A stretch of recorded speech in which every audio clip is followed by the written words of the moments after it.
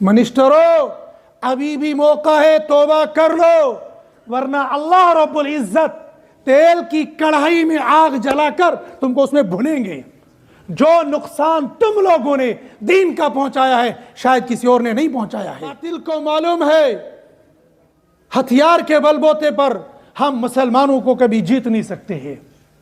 ہاں ظاہری طور پر مسلمان کمزور وقتی طور پر ہو سکتے ہیں، لیکن جب آمنے سامنے کا مقابلہ ہوگا مسلمان فاتح بنے گا اور باطل مغلوب ہوگا۔ یہ ماضی میں بھی ہوا، حال میں بھی ہوا اور مستقبل میں بھی ہوگا۔ معلوم نہیں مسلمانوں نے اسلام کی ڈیفینیشن کہاں سے یہ نکال رکھی ہے کہ بدھو بن کے رہو۔ اسلام کی ڈیفینیشن ہے دین اور دنیا وہ دونوں کی معلومات کر کے رکھو۔ بدھو کہہ رہا ہوں، اس کی مثال سمجھو۔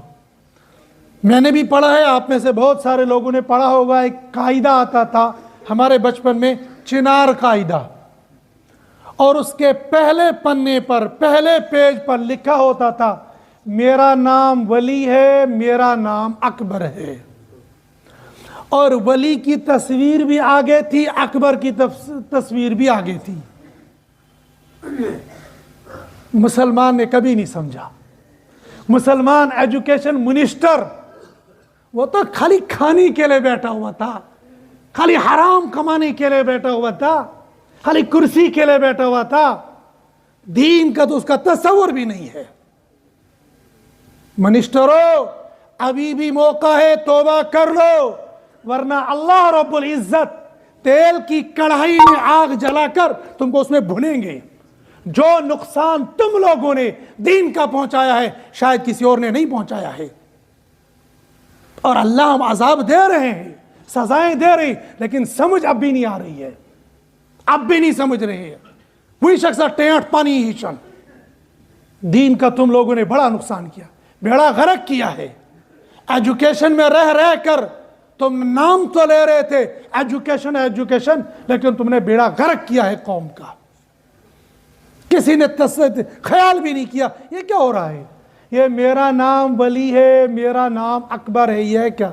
شاید غالباً یہ قاعدہ صرف جموں کشمیر میں پڑھایا جاتا تھا، شاید دنیا کے کسی کونے میں نہیں تھا شاید یہ وجہ، واللہ عالم۔ جو میری سمجھ میں وہ میں بتا رہا ہوں۔ چونکہ جموں کشمیر کی قوم اللہ کے ولیوں کے ساتھ بے انتہا محبت کرتی تھی اور آئندہ بھی کرتی رہے گی۔ اور اللہ کے ولیوں کے ساتھ محبت کرنا، الا ان اولیاء اللہ لا خوف علیہم ولا هم يحزنون، اللہ کے ولی تو وہ ہوتے ہیں جو اللہ کے علاوہ کسی اور سے ڈرتے نہیں ہے۔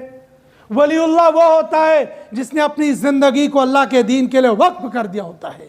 اور اس کے علاوہ ولی ہمارے ہاں یہ تصویر لگا کر لوگوں کو یہ تصور دیا ہے کہ ولی کسی کام کا نہیں ہوتا ہے، یہ ہٹا کٹا موٹا لنگا تڑنگا یہ کچھ اور کام کا نہیں، یہ بیٹھ کر سانڈ کی طرح ہوگا۔ حالانکہ ولی ایسا نہیں ہوتا ہے۔ ولی وہ ہوتا ہے اتقوا فراست المومن، ولی یہ ایسا متقی ایسا مومن ہوتا ہے کہ تمہارے کہنے سے پہلے تمہاری چال ڈھال سے سمجھ جائے گا تم کہنا کیا چاہتے ہو، کرنا کیا چاہتے ہو۔ اسی لیے تو ایمان والا دشمن سے چوکنا رہتا ہے، لیکن ہم تو بدھو بنے ہوئے ہیں۔ ایک تصور تو یہ دے دیا کہ ولی ایسا نکما ہوتا ہے جو کسی کام کا نہیں ہوگا۔ اکبر ہمارے یہاں اللہ اکبر اللہ اکبر، اللہ کو کاٹ دیا، اکبر کو رکھ لیا۔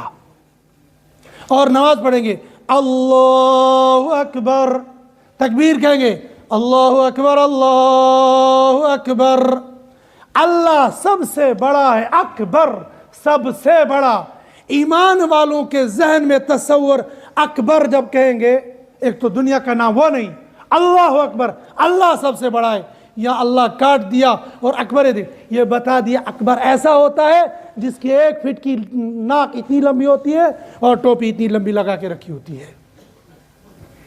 اور باطل نظریات کی مار دیتا ہے، باطل اکنامک کی مار دیتا ہے، باطل سوچ سے مارتا ہے، باطل کو معلوم ہے ہتھیار کے بل بوتے پر ہم مسلمانوں کو کبھی جیت نہیں سکتے ہیں.